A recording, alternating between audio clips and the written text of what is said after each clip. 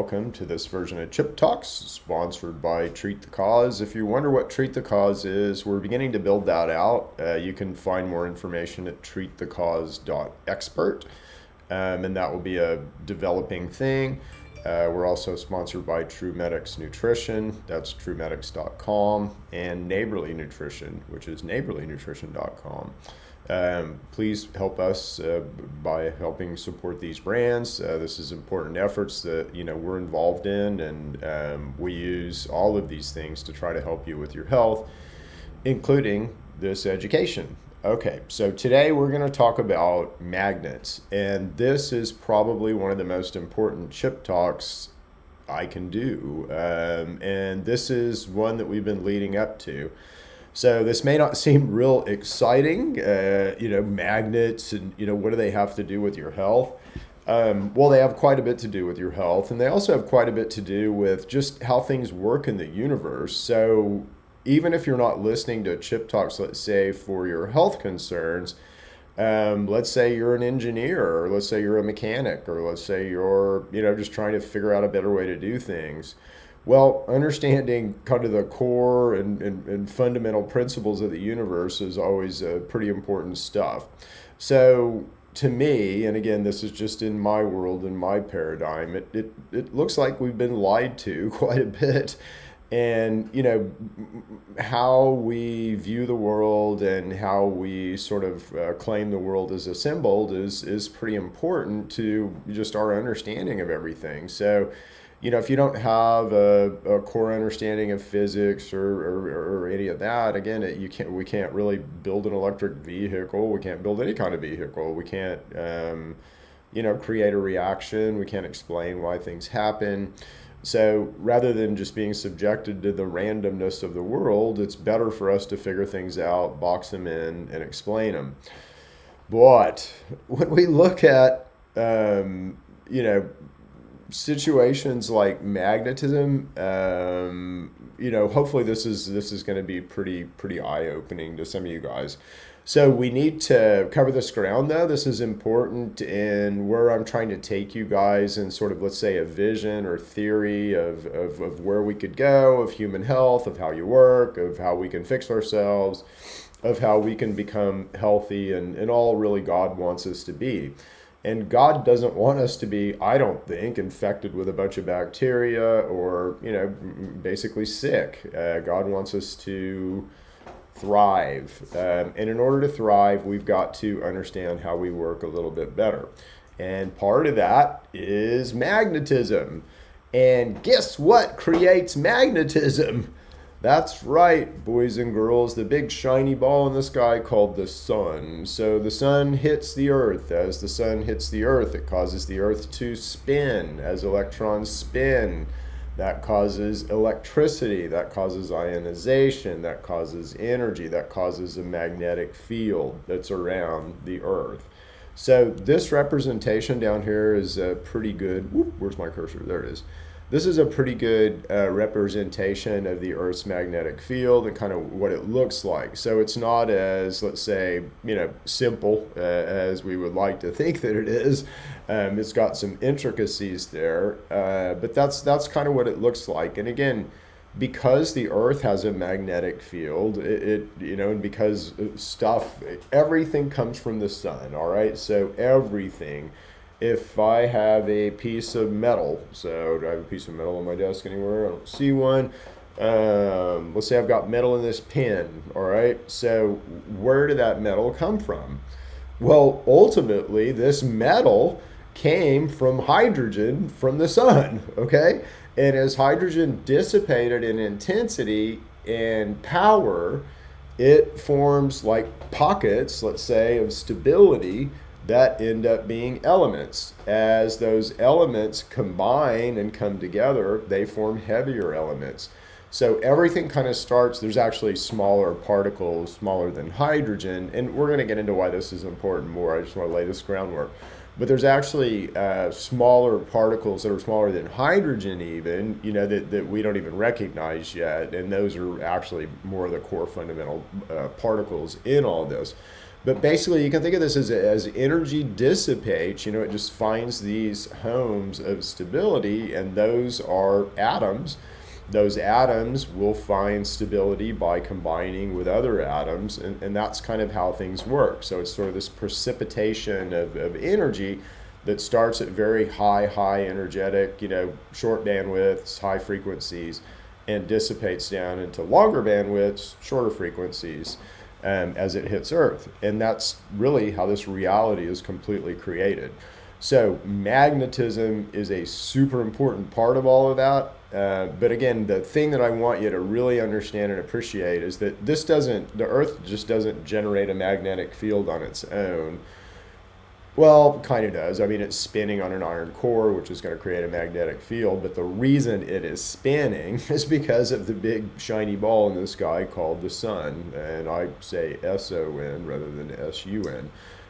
For obvious reasons, because I think that is our connection to God, and it's our connection to all these energy sources, and it's just how stuff moves, and our relationship with the sun is incredibly tight and intimate, and we really don't even appreciate the half of it. And I see this in a different way than most people do, and I don't think I even appreciate the half of it. Okay. So we're going to we have to get into a little bit of quantum mechanics. Don't let that scare you. It's not that hard to understand at all. And we've got to get into a little bit of kind of the differences between, let's say, an atom and an ion, and what creates magnetism. But we also are going to talk about electricity because it has to do with electrons, all right? So an atom over here on the left in the blue, you see that you have an atom there with two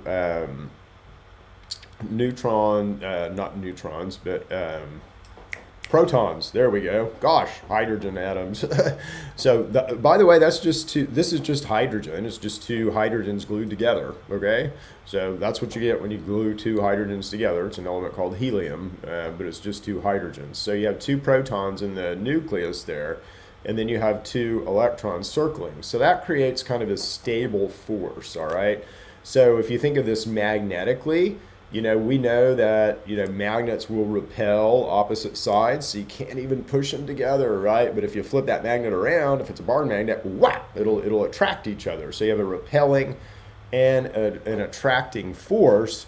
And that's exactly what happens in the middle of an atom, okay? So you have you have positives, which are protons, and you have negatives, which are the electrons. And it's kind of that way. It's more complicated than that, but that's an easy way to think of it. Okay, so over here on the right, what we have is we have an ion, okay? And the difference between an atom and an ion is just the electrons. So over here we've got an electron hole. So this is He plus, I guess. So he's in need of an electron. He would accept an electron. So he's going to be a sort of they donate him as a plus because he has an electron hole. If you have solar panels, if you have solar energy at your home or your farm or ranch or whatever, the solar panels work by basically this situation where they dope these panels with holes and then let the pieces in between charge with the sun by adding protons, and they use this as the mechanism for producing solar energy. Okay, so but this is how you move electricity. So you can't really move electricity without ions or magnets, all right? Inside of your body, you use ionics, so you use ions. Sodium is an ion, potassium is an ion, calcium is an ion, magnesium is an ion, chlorine is an ion, so salt, ionic. But anyway, this is how you move energy around inside of you. Electricity is more like if the electrical wires, that's more magnetic. So you have a kind of a big magnetic hand that pushes electrons down a wire. So that's kind of how that works. Okay, so what creates magnetism? Well, this is really cool. So again, we're back here. We're going to get inside of one of these atoms, and we're going to look at an electron. And an electron can spin, so an electron can spin either to the left or to the right, okay? And if the electron spins to the right, he's got a kind of upside down situation. So he's got an upper south and lower north pole. If he spins to the left, he's got, what we think of as a bar magnet, okay? So these guys, even though they have a negative charge, so to speak, or we think of them as a negative charge, they also have a magnetic polarity, but it depends on their spin. So they can be either, let's say, plus or minus. They can be repelling or attracting, sides of the magnet. In each orbit, so basically in an orbit of an atom, and so where these electrons are around this atom is called the orbit, all right? So in the orbit, there has to be, basically, they have to be balanced. So each orbit of an atom can have two electrons, but they have to be in opposite spins. And what that does is it creates a favorable kind of magnetic situation in that shell. If you had those of the same spin, then you would have a disbalance magnetically. And that's not how magnetism works. That's everything wants to balance, everything kind of wants to form stasis, and then that's what needs to happen inside of a atom itself. But this is how magnetism happens at the smallest and core level, is which way is an electron spinning? Is it spinning to the left or is it spinning to the right? All right, so in material, the way that this happens is, again, if I can get all the electrons spinning the same way in a material, like a metal, I will magnetize that metal. So that metal will have a north and a south pole. And that metal will now act as a magnet, okay? So the way that you create a magnet is that you begin to get all the electrons in every single atom in that structure to spin the same way. Things that are not magnetic have basically its spin all over the place. So it's, uncontrolled, let's say, spin in all the atoms in that material. So some things are easier to magnetize, let's say, and the easier it is to move around the electrons, the easier kind of it is to magnetize something. Okay, so why am I taking you down this bunny trail? It's like, oh, Chip, gee, we learned all this in high school physics, please, no, not again. I had to memorize all this stuff. So but this has a purpose as to your health. So first of all, I just want to show you that there's a lot of new technology that we don't hear a lot about unless you just kind of know somebody who's had it or been through something. But I actually know somebody who's been through this pulsed EMF bone healing situation. And this works, okay? So let's say you had even like an amputee, okay? But if you have a bone situation where you have not enough growth, things like that, then this is a very, very good way to reactivate cells and bones. It's a good way to re-stimulate bone. It's a good way to alter the situation of bones, okay? So, and there's really no other way to do this right now. So pulsed electromagnetic fields are very, very important in osteoporosis and bone health, and where we're going here, let's say, with how we deal with bones. Inside of you, okay, so it's super important, that we move, let's say, electricity inside of us. And the way that we do that is kind of magnetic. It's repelling and opposing forces. But we have a lot of hydrogen inside of us, and hydrogen is positively charged, meaning that it will accept an electron generally. So it has a hole. And what happens is inside of your body, inside of cells, you have a proton pumping situation, and this could be done with hydrogens, it could be done with calciums, it could be done with a lot of different things, but you basically have this situation where you've got a lot of pluses on one side and minuses on the other, and it creates this gradient. It creates a gradient. And if you're doing that at a battery, guess what that gradient is called? Voltage, okay? So, but this happens inside of us, and it creates a gradient. And as that gradient increases, there's more like attraction and repelling of things that need to get in and out of a cell. So this is the way that we control basically the permeability of our cell membranes. And it's super duper important, not necessarily always with hydrogens, but with this positive negative kind of cell situation. So the inside of a cell is always going to be negatively charged. The outside is generally positively charged. The more negative it becomes, the more obviously permeable that barrier becomes. We don't want permeable cell barriers, and this is super important to our health. And just think of this from a bacterial perspective. If I'm a bacteria, the easier your cells are to get into, the more I like it, right? So I want your cells to be super permeable to me so that I can get inside of them and do my dirty work. Well, again, what controls the permeability of cells? Electricity, ions, magnetism, right? Or we can influence this with magnetism is where I'm going. This is electric, more than anything. But it's sort of positive and negative charge, okay? And that's what controls cell wall permeability. So do you want, a castle built of sand, or do you want a castle built of rock? Well, that depends on your ability to move voltage. So I'm going to read you through this real quick because I think this is just important, and I'll kind of explain it as we go. All mammalian cells are equipped with an evolutionarily conserved membrane repair machinery that works to constantly ensure membrane integrity. So you have a mechanism, but again, this mechanism has a lot to do with how electric you are. But let's read through this. Such widespread presence throughout the human body and across species highlight that the health of membranes is of the utmost importance for cell survival. That's what I really want you to pay attention to, okay? You gotta have a healthy membrane for that cell to survive. Not only is the membrane repair response important for the maintenance of homeostasis and normal cell functioning, but failure to sustain membrane health can result in acute and chronic pathologies. Failure to sustain membrane health can result in acute and chronic pathologies. That means if you can't keep your basically cell membranes tight, then you're going to get sick, okay? This review assesses the role of membrane integrity and how it can be lost in different physiological and pathological contexts, including skeletal muscle contraction and chronic myopathies.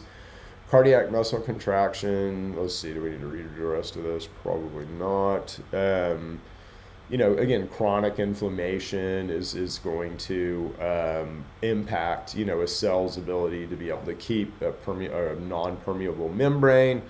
So this is just super important to your health. So that's kind of what I want you to get out of this, is that the cell membranes and the ability to permeate them is super important to your health. All right, so does this have to do with voltage? Yes, it does. So voltage-dependent membrane permeability. So the action potential, the primary electric signal generated by nerve cells, reflects changes in membrane permeability to specific ions. Okay, so as basically, let's say a cell is changing voltage, that will represent through that cell wall a different access to different types of ions. So sodium does something, calcium does something, potassium does something, but this works through voltage, okay? So this works through voltage. We're taught about it through a cell will sort of express a protein on its wall and will move things in and out. And that's what happens. But there's also a voltage component to all this that's super duper important. So present understanding of membrane permeability is based on evidence obtained by the voltage clamp technique, which permits detailed characterization of permeable changes as a function of membrane potential and time. For most types of axons, these changes consist of a rapid and transient rise in the sodium Na plus permeability, followed by a slower but more prolonged rise in potassium permeability. Both permeabilities are voltage dependent, increasing as the membrane potential depolarizes, okay? So the kinetics and voltage dependence of Na plus and K plus permeabilities provide a complete explanation of action potential generation. This is complicated, but it's not, okay? So you need to be able to move things in and out of a cell. And again, how do you do that? It's basically with electricity. It's kind of like you have one of those, electric cell wall. electric cell wall like they have in, prison cells or whatever. And you kind of, at times it's weak enough where maybe, you can get through it or not, right? So that's kind of the way that this works. The more electricity that we have, the more electricity that we're moving, the tighter these junctions are going to be, and the more ability that we have to control our bodies. How do we move and control electricity? Calcium, which is really cool, through the endocannabinoid system. Okay, so isn't that neat? All right, so if I move a magnet across a coil of wire, I'll generate a voltage, okay, in that coil. Because what I'm doing is I am attracting and moving, I'm agitating, let's say, the electrons in that wire, and that's how you create electricity. You just move electrons. Any movement of electrons will create an electric current, all right? That's all that it is. It's electrons moving. So we can, point of this, and what I want you to get out of this, is using a magnet, I can create electricity as long as I have the right sort of materials to create it in. And you are the right material to be able to create some electricity in. You have a resistance, but again, you can create a magnetic sort of flow in you. I wanted to show you this because this is just a general slide, health effects of magnets, but there's a lot of them, right? And check this out. And again, I didn't actually pre-do any of this. It's probably gonna, okay. So look at a healthy cell here and how we've got very good around the membrane. We have good pluses and minuses, and we've got sort of attraction and repulsive forces working together. In a disease cell, look what it looks like. Yeah, all over the place, okay? What's this? Conditioned magnetic field therapy strives to bring about that, right? So the healthy cell, and I agree, condition that, whatever that is, I'm not sure exactly how they do that, but this is what we're after. And we can achieve this with magnets. And the reason that we can achieve this is because of the cell wall permeability. So when we begin to up the voltage around this cell wall, we make it less permeable, and this cell begins to better organize itself. A cell without much voltage is sort of a weak, let's say, diseased, but easy to disease cell. So a lot of stuff out here. You guys can, explore this on your own. What is leukoderma? I don't even know what that is. Anyway, you can use the North Pole of a magnet to fix it. But you guys can go out and sort of satisfy yourself that you can use magnets to do a lot of things. But the why behind this is because you're affecting basically cell wall permeability, and you're also moving electrons. So as you start moving magnets around, you're moving electrons, and that has beneficial effects because we all should be moving a lot of electrons. Now, why is, oh, look at this. This is kind of cool. So you can affect the circulation of your blood using magnets. And so, the circulation of your blood is magnetic, which is cool. All right, so why does all this matter? Well, for this reason. And I think this is where we're headed. I certainly can, it's going to take a lot of work. It needs a lab. It needs some minions. We need to experiment on some things. We need to get some things done. But I think we can do this right now. And I think we can do this right now by there's a technology called bioresonance that we use, that we're going to do we may do the chip talks next week actually on bioresonance, just kind of a deeper dive into that. But bioresonance is able to not very accurately, let's say 90%, identify things in tissue, identify status of organs, identify allergies, identify just about any kind of, let's say, health stimulation or situation that you could have cellularly. And it can do it in every single cell in your body. And it's a non-invasive technology, meaning that I don't have to stick you. So as an evaluation technology, that's looking pretty powerful. It's looking like a very powerful evaluation technology that can be made better, but it's pretty good right now. And I mean, it's pretty good right now. And those of you guys out there who've had a bioresonance, you know how good it is, and you probably know how much it's helped you and helped you gain a new insight into how you work and how you function, right? So bioresonance is a super important tool. But again, I can put you in a med bed now, and I can initiate bioresonance, and I can scan you, and kind of like in a way that we think of Star Trek with a tricorder, I can get a bunch of information about you. Now, if that information is not fed to me, let's say, let's feed it to AI, and let AI make a very, let's say, calculated and intentional decision about kind of what's going on with you. Now, let's marry this technology now. So now we've evaluated you, and we've got a pretty good look at a diagnostic, that's been put out by our AI. Now what? Well, now we need to heal you, right? Well, how do we heal you? Magnets, okay?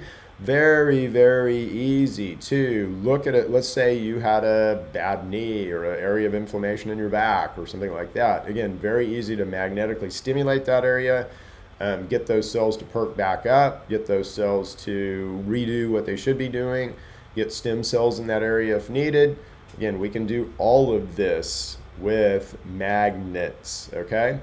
I looked at if I can get, one of the problems that we have, I guess the best way to say this is that we're all bacterially infected. And it's not in our gut microbiome. We sort of should be bacterially infected there until we figure out how we should eat. But it's really in other organs, and so we might have bacteria in our liver. And when I say bacteria, I'm meaning virus, fungus, parasite, bugs. Yeah, so we might have bugs in our liver. We might have bugs in our heart. We might have bugs in our, lymphatic system, in our, urological system, right? So in our kidneys or our pancreas or whatever. So in our gallbladder even. So I've seen infected gallbladders. So these guys get around, and they get around inside of us. And if it's something like HIV, or if it's something like Epstein-Barr, H. pylori, or HPV, those guys, you can't kill them. I mean, we can't kill them right now. I know how to kill them, and this is why I'm telling you this story. So we can kill them with 222 nanometers of light. But how do I get that in your heart? How do I get 200? I guess we could catheterize and shine little LEDs, but that's really not practical right now. So a way to express 222 nanometers of light is through frequency, all right? So light is a wavelength, also has frequency, and so I can RF generate a frequency that is going to look like to your body light, but it's going to take a nuclear generator to do it. I'm going to have petahertz of frequency, and the government owns those frequencies anyway. You can't even broadcast on those frequencies.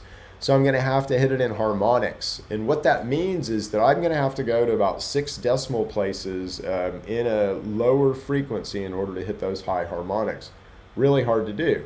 It's kind of what Rife did. So Royal Rife, if you study his work, that's what they were able to do, and they were able to, hit those frequencies consistent enough to show results, and that was pretty good. But it's hard to do. It's 6, 9, 12. I don't know how many digits of accuracy you need to hit, but it's significant. Let's just say.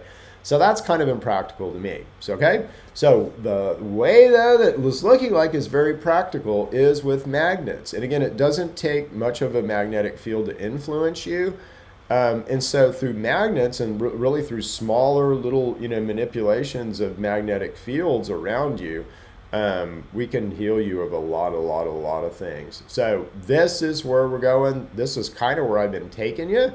Everything that we're doing as far as diagnostic testing, as far as ways to influence the human body, I want to be able to do it non-invasively, where you could lay in a bed like this and basically have everything done. So we're there in theory. We need to get to a lab. We need to get all this going. And again, I'm not independently wealthy, so if you want to help, that'd be great. But this is where we're headed. So anyway, wanted to lay that out. The vision is finally out there. So there you go. So everything that we'll be doing, from now forward is just kind of supporting that vision. This is why we say treat the cause, because we think we can treat the cause of most disease. And this is why we're putting sort of our very powerful, important supplements in our company called True Medics. So that's the way that, we're going to help you treat the cause. We do all this in a clinic in Ada right now called Neighborly Nutrition. We're looking at expanding our clinic idea and all these ideas into more of a thing, let's say, where, you could do this in Dallas, or you could do this in, New Orleans, or Florida, or wherever you want to do it in the future. So we're headed that way. We certainly need help, and we need, God, we think, is on our side, so we hope he is. But, we can always use help, and that will help all this go faster. But med beds is where we're headed. Again, we've got a good way to fulfill that dream. So see you guys. Love you guys. Have a good weekend. 4th of July. Get out there and celebrate our republic. We live in a republic. It's a democratic republic, but it is a republic. It's not a democracy.